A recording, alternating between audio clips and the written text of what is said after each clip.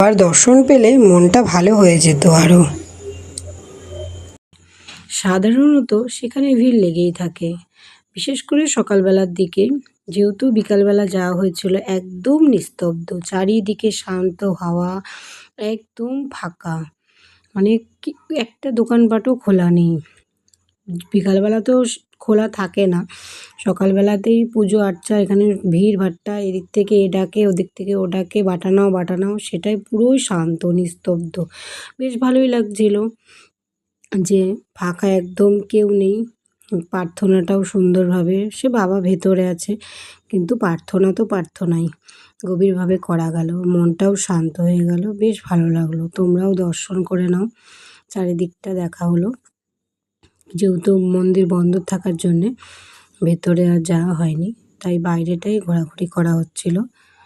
শান্ত পরিবেশ, মনটা শান্ত হয়ে গেল, খুবই ভালো লাগলো। জয় বাবা ধর্মরাজ, জয় বাবা বুড়োরাজ। জামালপুরের সে এক অন্যরকম আজকে অনুভূতি হলো। সবাই ভালো থেকো, সুস্থ থেকো, টাটা। জয় বাবা বুড়োরাজের জয়।